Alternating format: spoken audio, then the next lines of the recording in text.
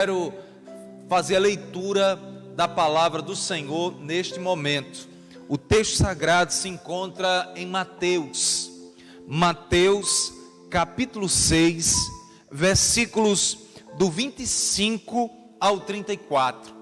Esse texto, meus amados, proferido por Jesus, registrado por Mateus, é um texto que tem que estar na nossa mente, no nosso coração, para que haja paz, haja segurança, haja confiança em Deus por cada um de nós. O texto sagrado, a palavra do Senhor, Jesus, ele disse o seguinte, conforme Mateus registrou aqui no capítulo 6, a partir do versículo 25. Diz assim a palavra do Senhor: por isso vos digo, não andeis ansiosos pela vossa vida, quanto ao que haveis de comer ou beber, nem pelo vosso corpo, quanto ao que haveis de vestir. Não é a vida mais do que o alimento, e o corpo mais do que as vestes? Meus amados, quando Jesus ele proferiu essas palavras, ele estava em um contexto agrário, pobre, em um contexto onde as pessoas tinham muita dificuldade para adquirirem o pão de cada dia. E o Senhor Jesus mostrando para aquelas pessoas que elas deveriam confiar em Deus e não andar ansiosas, porque a ansiedade não nos ajuda em nada. Quem sabe você nesses dias tem andado ansioso, ansiosa, mas saiba de uma coisa, isso não vai lhe ajudar, isso não vai adiantar em nada, porque, meus amados, as demandas da vida, as dificuldades da vida, elas vêm sobre nós, sobre as nossas famílias. Nós não estamos imunes. Esse mês eu também fui abalado com algumas situações, algumas circunstâncias, mas ao lembrar dessa palavra, eu voltei-me para o Senhor e disse: Senhor, eu não vou me deixar abalar devido a essas circunstâncias complicadas, devido a esses ventos contrários. Eu vou me fortalecer em Ti. E você pode nessa noite também escolher.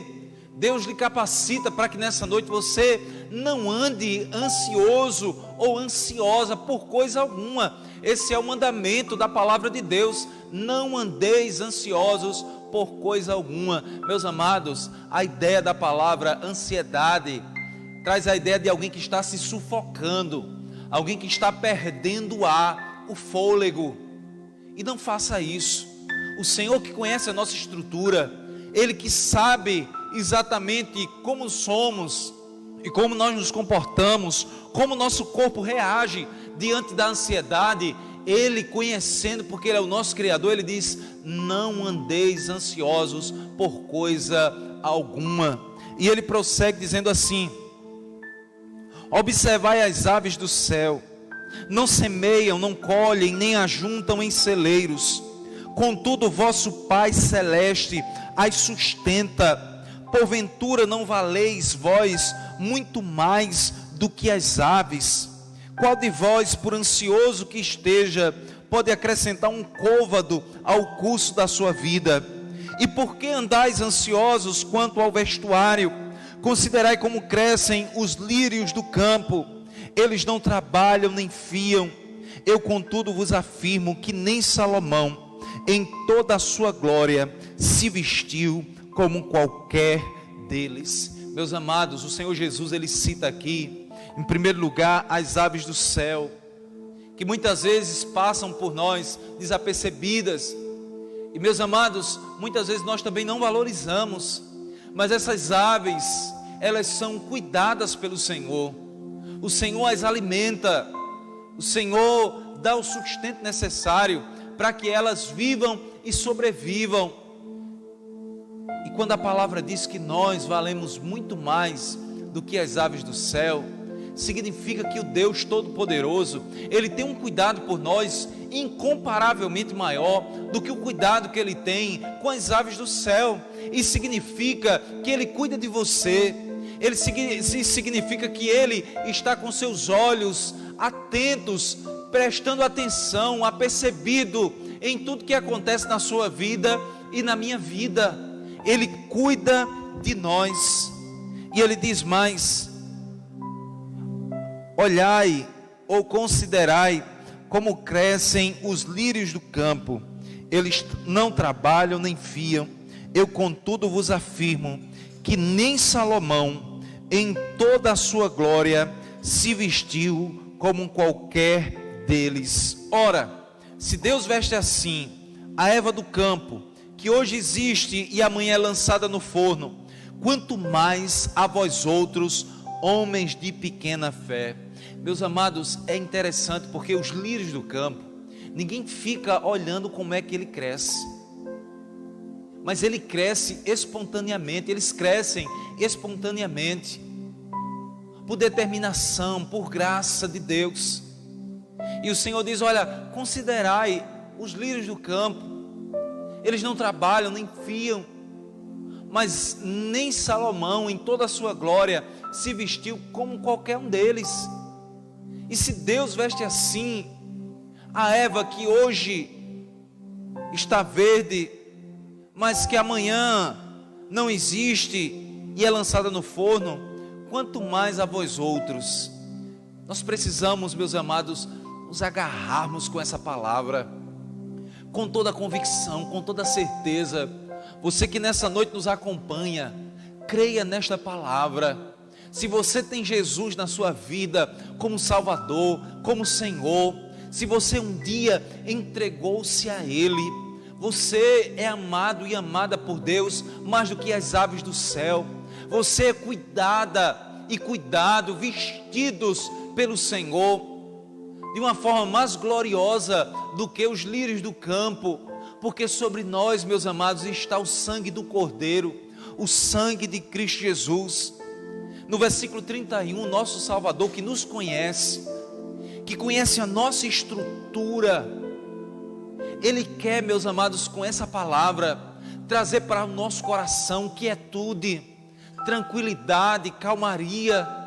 Ele quer que você e eu, nós descansemos em seus braços, em sua santa provisão, na sua graça inefável, na sua graça incomparável. Ele quer que nós descansemos nele. E ele diz assim no versículo 31, portanto, não vos inquieteis, dizendo: que comeremos, que beberemos, ou com que nos vestiremos. Meus amados, esta palavra, ela é atualíssima, ela reflete o contexto que nós estamos vivendo, o contexto cheio de incertezas, um contexto cheio de dúvidas, cheio de escassez, um contexto onde o comércio está sofrendo, onde a indústria está sofrendo, onde a economia do país e do mundo está colapsando, onde os poderes públicos têm se esforçado, mas ao mesmo tempo eles reconhecem que não têm condições de suprir todas as necessidades. Mas quando nós olhamos para todo esse contexto humano, onde há um esforço grandioso para suprir as necessidades da população, mas mesmo assim há um reconhecimento que todo esse esforço ainda não é e não será o suficiente. Nós precisamos olhar para o alto, nós precisamos olhar para o céu, falar como o salmista disse: elevo os meus olhos para os montes, e de onde me virá o socorro? Traz a ideia de alguém que está procurando aqui nessa perspectiva humana e terrena o socorro para a sua vida. Mas o salmista ele responde: o meu socorro, ele vem do Senhor que fez os céus e a terra. Meus amados, nesse contexto de incertezas e de dúvidas, você e eu, nós precisamos olhar para os céus e enxergar o Deus Todo-Poderoso que supre as nossas necessidades. E ele diz: portanto, não vos inquieteis, dizendo: que comeremos, que beberemos, ou com que nos vestiremos? Porque os gentios é que procuram todas estas coisas, pois vosso Pai Celeste sabe que necessitais de todas elas. Buscai, pois, em primeiro lugar o reino de Deus e a sua justiça, e todas estas coisas vos serão acrescentadas. Portanto, não vos inquieteis com o dia de amanhã, pois o amanhã trará os seus cuidados. Basta ao dia o seu próprio mal. Meus amados, está diante de nós o caminho para uma vida plena, o caminho para a perfeita paz, para essa sublime graça que jorra e que brota do trono de Deus, o caminho da confiança, o caminho da segurança. E essa segurança está em Deus. Olhando para Ele, confiando nele, descansando nele, a nossa alma encontrará sossego e repouso. Nós estaremos seguros e confiantes, mesmo estando no centro de um furacão, de uma tempestade.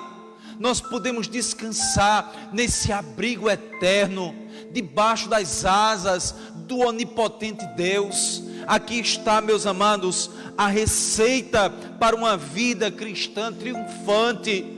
Não buscar em primeiro lugar as coisas desse mundo, mas a palavra diz: buscai, pois, em primeiro lugar o seu reino e a sua justiça, e todas estas coisas vos serão acrescentadas. Muitos em nossos dias têm buscado de maneira vã suprir as suas necessidades, suprir as suas demandas com as coisas desse mundo, quando nós estamos diante de um contexto onde cada homem, cada mulher está sendo convocado pelo Senhor para acertar as contas com Deus, para se voltar para Ele, aceitar Jesus como Senhor e Salvador da sua vida. É momento de rasgar as vestes, de vestir pano de saco e cinza, de clamar ao Senhor por perdão, por graça, de fazer, amados, essa reflexão íntima, verdadeira, uma reflexão que venha mudar a nossa vida, a nossa forma de pensar, de agir, de se comportar diante de Deus.